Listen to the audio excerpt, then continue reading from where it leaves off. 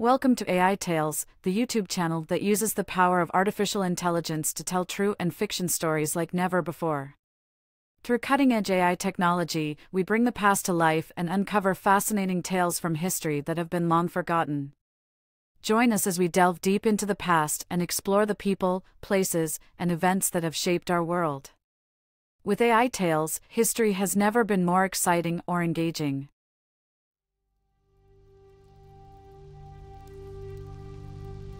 Mohandas Karamchand Gandhi was born on October 2, 1869, in Porbandar, a coastal town in western India. He was the youngest of 4 children in a devout Hindu family, and his father was a prominent figure in the town, serving as the chief minister of Porbandar. As a child, Gandhi was curious and adventurous, but he was also shy and introverted. He was a mediocre student in school, but he had a deep love of books and learning. He was particularly interested in the stories of the Hindu epics, the Ramayana, and the Mahabharata, which would later inspire his philosophy of non-violence and civil disobedience. When Gandhi was just 13 years old, he was married to Kasturbai Mukherjee, a girl of the same age. The marriage was arranged by their families, as was common in India at the time, and the young couple was not allowed to live together until they were older. Gandhi would later describe the experience as traumatic and would speak out against child marriage throughout his life.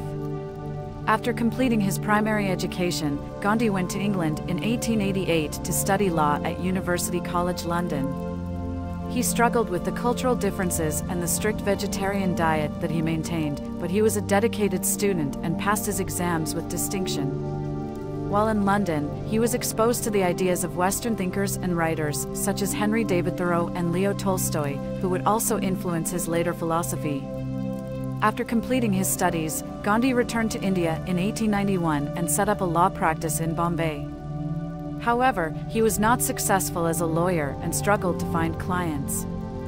He then accepted an offer from an Indian firm to work as a legal advisor in South Africa, where he would spend the next 21 years and begin his journey towards becoming a political activist and leader of India's independence movement. Gandhi arrived in South Africa in 1893, intending to stay for a year. However, he would end up spending more than 2 decades in the country, during which he would experience racial discrimination and persecution that would shape his views on nonviolence and civil disobedience. Shortly after his arrival, Gandhi was asked to represent an Indian businessman who had been unfairly treated by the colonial authorities. This would be the first of many legal battles that Gandhi would fight on behalf of the Indian community in South Africa. He quickly became involved in the struggle for Indian rights and began organizing protests and petitions. In 1906, the South African government introduced the Asiatic Registration Act, which required all Indians, Chinese, and other Asiatics to register and carry passes at all times. Gandhi saw this as a gross violation of human rights and organized a campaign of civil disobedience. Thousands of Indians refused to register and were arrested and jailed, including Gandhi himself. During his time in prison, Gandhi began to develop his philosophy of nonviolence, which he called satyagraha. He believed that nonviolent resistance was a more powerful tool than violence, and that it could be used to achieve social and political change. He also believed in the power of personal sacrifice, fasting, and other forms of self-discipline as a means of achieving spiritual and political goals. Gandhi's Satyagraha movement gained momentum, and he became a leader and spokesperson for the Indian community in South Africa. His efforts eventually led to the repeal of the Asiatic Registration Act and other discriminatory laws.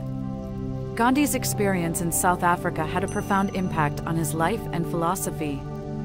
He had witnessed firsthand the effects of racial discrimination and oppression, and he had learned the power of nonviolent resistance.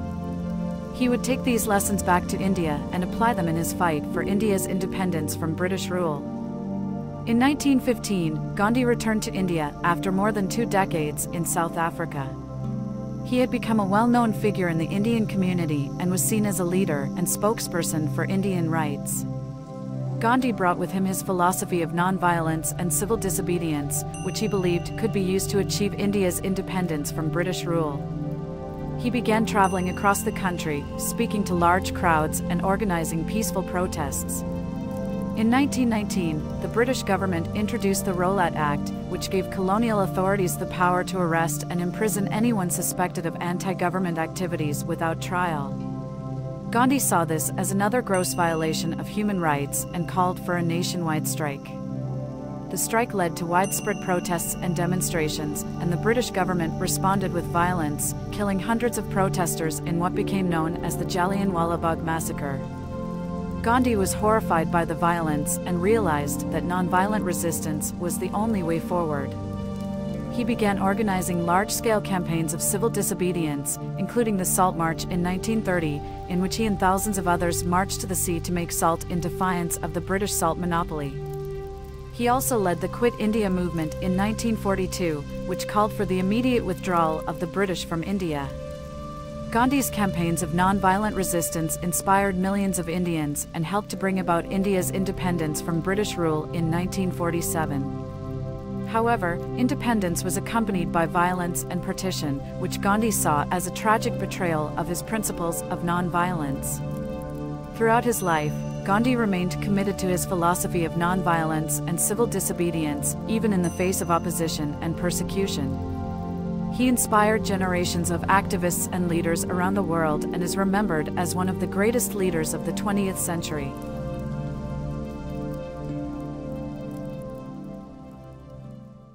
Thank you for watching this episode of AiTales, where we bring history to life through the power of AI.